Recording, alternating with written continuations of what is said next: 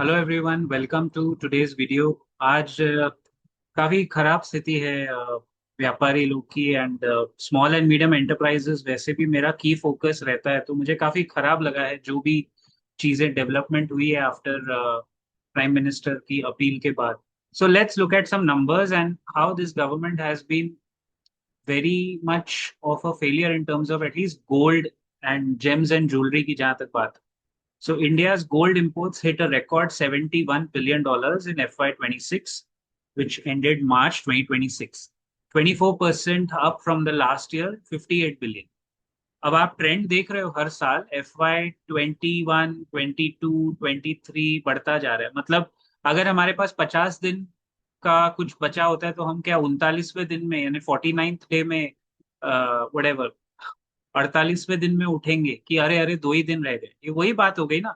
जब आप देख रहे हो ट्रेंड 45 बिलियन हो गया, फिर 58 बिलियन यहाँ हो गया और अब 72 पे आया। अब आके इलेक्शन होने के बाद आपको याद आया कि अरे वेट अ मिनट, पब्लिक को बोलना है सोना मत खरीदो, तेल कम। How can anybody tell you कि आप कम तेल खाइए? वो देशभक्ति, हर चीज को देशभक्ति से लिंक करना, that was, I think that was a miss on a mature part. Like उस पद पे वो हैं वहां, उस लेवल पे बोलने का। मैं आपको बताता हूँ असर क्या हुआ है। So the average import prices jumped during this period 76,000 पर केजी टू 99,000 पर केजी ओवरऑल, अगर आप देखेंगे तो। और ज्वेलरी डिमांड काफी सस्टेन रही है, और इसमें डोंट फॉरगेट, इसमें वो भी हुआ है ना, फिजिकल क्वांटिटी से ज्यादा ईटीएफ्स भी बाय हुए हैं। और अब जाके सरकार ने, ये आज की खबर है, सुबह सुबह मैंने पोस्ट किया था चैनल पे कि इंपोर्ट ड्यूटी बढ़ाई। सीधा सीधा इंपोर्ट ड्यूटी बढ़ा देते, जो पहले 6% था वो 15% किया। हाँ, और 2024 के बजट में निर्मला ने 15% वाला इंपोर्ट ड्यूटी 6% पे किया था। बिल्कुल यही कहते हुए कि इससे ना, ये बहुत अच्छा स्टेप है, इससे हमारे देश में सोने की स्मगलिंग, जो गोल्ड स्मगलिंग होती है, वो कम हो जाएगी। और अब क्या होगा? अब 6% वाला 2 साल के अंदर वापस 15% कर दिया, तो क्या सोने की स्मगलिंग देश में बंद हो गई है? और अब स्मगलिंग बढ़ेगी नहीं, क्योंकि आपने तो सीधा बोल दिया सोना मत खरीदो। ये देखिए इससे होता क्या है ना, रिपल इफेक्ट। अब ये लोगों की आप शक्लें देखो, ये लोग बेसिक कारीगर हैं दोस्त, दीज आर कारीगर्स। इनको कौन मोदी जी जॉब दिलाएंगे? इनको सब मोदी जी इनके घर में 15-20 हजार रुपए पहुंचाएंगे। आपको पता है ये सेक्टर 46 लाख लोगों को एम्प्लॉय करता है डायरेक्टली, एंड न जाने कितने लोगों को इनडायरेक्टली, कुल मिला के about a crore people. This sector contributes, gems and jewelry in total contributes 7% to India's GDP। और हुआ क्या? वही जिसका हमें हमेशा डर रहता है, हड़ताल, स्ट्राइक। लखनऊ के 250 ज्वेलर्स प्रोटेस्ट कर रहे हैं। अभी तक तो वो प्रोटेस्ट पे आए हैं to delay the gold purchase. जो अपील किया मोदी जी ने, उसको प्रोटेस्ट करने आ गए सड़क पे, क्योंकि ओपनली इतना ब्लेटेंटली आप एक सेक्टर को टारगेट कर रहे हो। अरे, मैं व्यापारी लोग जो दिल्ली का सबसे बड़ा मार्केट है, आप उनके इंटरव्यूज देखोगे, वो कह रहे हैं ज्यादातर लोग वैसे ही धंधा डाउन था, क्या जरूरत थी बोलने की। वैसे ही इनका धंधा डाउन ही चल रहा था। ज्यादातर बाइंग सेंट्रल बैंक्स, आरबीआई ही बाय कर रहा है गोल्ड, डॉलर को हेज करने के लिए। और हमारे रिजर्व्स डॉलर से उठा के गोल्ड में जाने के लिए सेंट्रल बैंक ही बाय कर रहा है। पब्लिक वैसे भी कहाँ बाय कर पाती है। लेकिन ऐसा बोल के 1 साल तक मत खरीदो। वो जो छोटे कारीगर हैं उनका क्या होगा?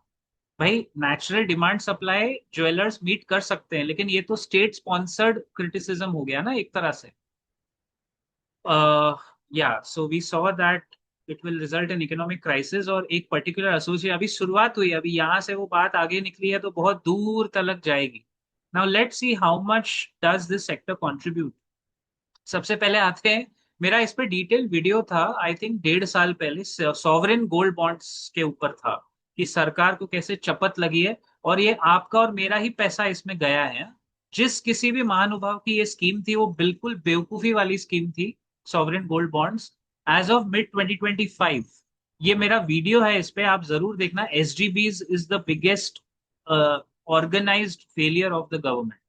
As of mid 2025, the Indian government's estimated liability or loss on the loss है sovereign gold bond scheme is substantial, with outstanding liabilities 1.5 lakh crore का सीधा सीधा चपत लगी है सरकार को, क्योंकि एसजीबी सॉवरेन गारंटी करके बॉन्ड तो डाल दिया, पब्लिक ने ले लिया, मोदी जी की शक्ल देख के ही तो सोना लिया था। उसके बाद जब सोने का भाव बढ़ने लगा, ये स्कीम 5 साल से जो चल रही थी कोविड के बाद से, उस टाइम सरकार की मंशा ये थी कि पब्लिक है ना डिजिटल गोल्ड लेगी बेटा, फिजिकल गोल्ड नहीं लेगी।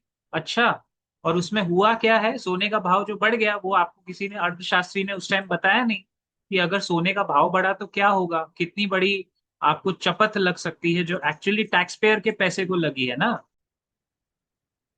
सरकार के कॉफर्स को तो कोई फर्क नहीं पड़ता है ना, टैक्स पेयर के पैसे को चपत लगी, हमारा पैसा था यार, ये 1.5 लाख करोड़ का नुकसान आप समझते हो। उसके बाद सरकार ने सब कुछ किया, इलेक्शन रैलीज की, पेट्रोल फूका है, अभी भी उनके मिनिस्टर फूक रहे हैं, आप देख रहे हो।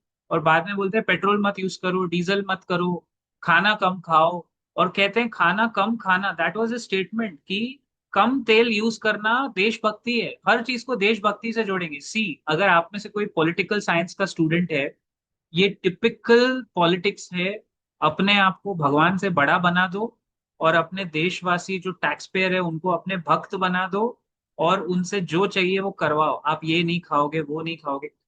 इसके बाद भी जो सरकार आएगी अगर उसमें भी खामियां होंगी हम उसको भी क्रिटिसाइज करेंगे, भाई हम लोग नौकर रख के बैठे हैं, ये गवर्नमेंट सर्वेंट्स है, ये आपके मालिक नहीं है जो इनको हम सर पे चढ़ाएंगे। इनकी जो प्रॉब्लम्स है उनको हमें ही तो देखना पड़ेगा, हम पगार दे रहे हैं इनको।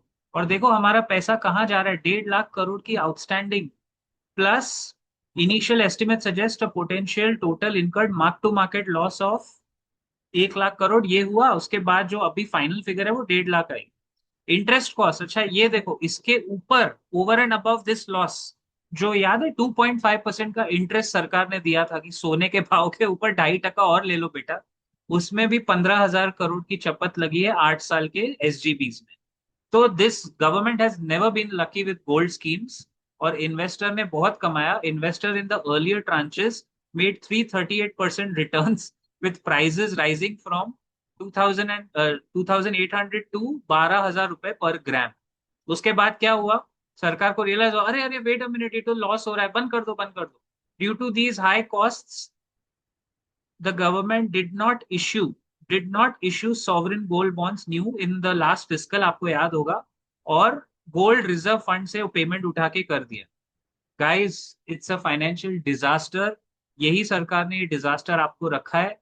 पेट्रोल डीजल के जब इनको मिल रहे थे अच्छे भाव रशिया यूक्रेन वॉर के टाइम, क्रूड ऑयल जब नीचे था, मैं आपको दिखाना चाहूंगा, I would like to show you crude oil, Brent crude डालना चाहिए हमें, ब्रेंट क्रूड प्राइस का चार्ट अगर मुझे ये दिखा दे, हाँ बस, ये देखिए 5 साल पहले ये, अच्छा मुझे मैक्स चार्ट देखना पड़ेगा, I want to show you Covid, Covid के टाइम देखिए ये कितना लो है, 35 डॉलर्स पर बैरल है, जो अभी 107, जिसकी वजह से तकलीफ है।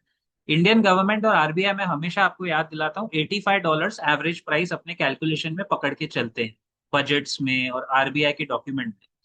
फिर ये ऊपर जाता है सडनली रशिया यूक्रेन वॉर के टाइम 110, और उसके बाद धीरे धीरे धीरे धीरे, क्योंकि रशिया ने इंडिया को ऑयल सप्लाई किया, और अदरवाइज भी रशिया तो इंडिया को डिस्काउंट पे दे रहा था, और अदरवाइज ये 75 पे सेटल हुआ, फिर एक बार स्केयर हुआ 93, फिर ये वापस सेटल हुआ, और धीरे धीरे अगर आप पीक से देखो 10 जून 2022 से लेके अगर अभी हम 10 मई 2026, 4 साल, ये 28 फरवरी वाले वॉर के पहले देखो तो क्रूड का भाव 46% 4 साल में नीचे गिरा है, 3.5 साल 4 साल में नीचे गिरा है। क्या ये 3.5 4 साल में आपका पेट्रोल डीजल का प्राइस कम हुआ क्या? तो उस टाइम प्रॉफिट बनाया ना, किसने बनाया? Indian refineries and Indian oil companies, oil marketing company, सबने बनाया। भाई 46% is not a simple, it's a big downfall bro. 3.5 साल में इतना गिरा, और अब जब बढ़ रहा है तो अब तक भाव बढ़ाया नहीं है, लेकिन धीरे धीरे धीरे धीरे खबरें आ रही है, इंडियन रिफाइनरीज मेकिंग लॉसेस। अब आप देखो सारे वो मीडिया जो इनके हैं उसमें धीरे धीरे खबरें आ रही है, OMCs are experiencing significant financial losses estimated at रफली 1,000 करोड़ टू 1,600 करोड़ डेली। ये उनका ही पैसा है जो उन्होंने छापा है, वो आपको दिखाएंगे, और धीरे धीरे वो अब आके कह देंगे अब तुम्हारे हवाले वतन साथियों, क्योंकि तुमने तेल ज्यादा यूज किया, अब हमें तेल का भाव बढ़ाना पड़ रहा है। If they increase petrol and diesel prices now, after all this nonsense, it cannot be considered. It's a haphazard economic policy. It's a disaster in government policy formation. हर 1.5-2 साल में चेंजेस करते हैं. और ये देखो यहाँ लिखा हुआ है, these companies previously benefited from purchasing discounted Russian oil $20 to $30 below global prices. और जो मैंने आपको चार्ट दिखाया वो ग्लोबल प्राइसेस था, यानी उससे ज्यादा इन्होंने छापा है उस टाइम.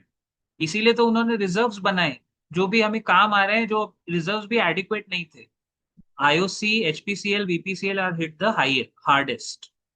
ओके, तो ये हकीकत है. एंड अब लास्ट में जाते जाते देखिए contributors, Indian James and jewellery जो सेक्टर है जिसमें सब छोटे व्यापारी है, एमएसएमईज और एसएमईज है यार. This sector is a cornerstone of the economy, contributing 7%, as I said, to the GDP, and over 10 to 15% of total exports. एक तरफ हम एक्सपोर्ट बढ़ाने की बात कर रहे हैं. डोंट फॉरगेट, इसमें डायमंड भी आता है, डायमंड पॉलिशिंग होती है. सूरत में सबसे बड़ा एक जमाने में फ्लरिशिंग इंडस्ट्री था, वो भी अभी ठप पड़ा हुआ है, ठप. चलो वो गोल्ड, भाई आपने कभी डायमंड ज्वेलरी भी बनाई होगी ना, उसमें सोने का वर्क लगता है भाई, है ना, वो पूरा सोना उसमें, पूरा नहीं लेकिन सोने लगते ही है डायमंड ज्वेलरी में भी. Now my problem is MSME sector वैसे ही फंसा हुआ है. सरकार इधर उधर आके जीएसटी के नाम पे रेड मारती है, छोटे व्यापारी को तकलीफ देते हो. extensive MSME networks and high value exports of polished diamonds and gold jewelry. It was supposed to be a driving sector and fun fact, सरकार ने ही इसको शॉर्टलिस्ट किया था as a major export hub. As one of the largest processing hubs, India contributes 60% of the global diamond supply by value. And this sector is 12% of our exports. Export नहीं करेंगे, गिरते हुए रुपये का फायदा नहीं उठाएंगे और बोलेंगे कि तुम लोग सोना मत खरीदो, यानी हम लोग नहीं खरीदे. Over 7,000 small and medium MSMEs are involve driving local entrepreneurship. कहाँ जाएंगे ये लोग? ये 7,000 तो सिर्फ दिख रही है, टोटल 46 लाख लोग काम करते हैं. अब टाइटन जैसी बड़ी कंपनी अपना रास्ता निकाल लेगी, लेकिन छोटे छोटे सोनार व्यापारी, कारीगर, उनकी नौकरी कौन, मोदी जी लाके देंगे क्या? इसीलिए चूज योर हीरोज केयरफुली. आप लोग पहले टैक्स पेयर हो, बाद में, सबसे पहले देशवासी, फिर टैक्स पेयर, फिर उसके बाद अपनी पार्टी चुनो. मैंने कहा ना, पहले इंसान बन जाओ, बाद में अपनी पार्टी का प्रेफरेंस चुनना.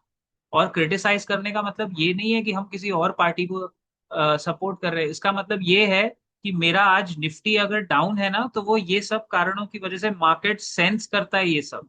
आज एक दिन निफ्टी ने रिकवरी भी दी होगी, तो वो, भाई 3% गिर के अगर निफ्टी आधा 1% रिकवर करता है, तो वो एक lower high lower low pattern है दोस्तों.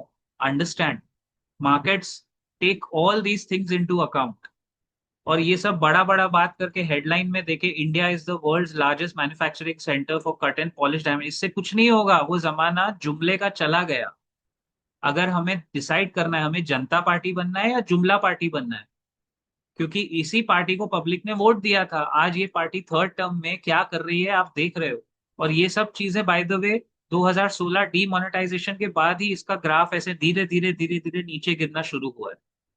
कैश इन सर्कुलेशन आपका बढ़ गया है, पब्लिक कैश निकालते जा रही है, आपके पास कोई पॉलिसी मेकिंग आंसर नहीं है.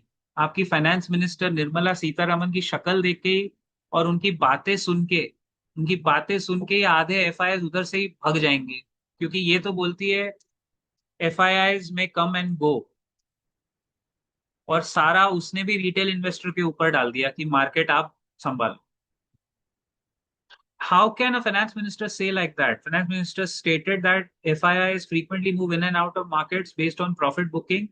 And the, ये देखो इधर भी तुम्हारे हवाले वतन साथियों, she highlighted that Indian retail investors have developed shock absorbing capability, ensuring the market remains resilient. ये इसने वैसे 2 साल पहले बोला था स्टेटमेंट.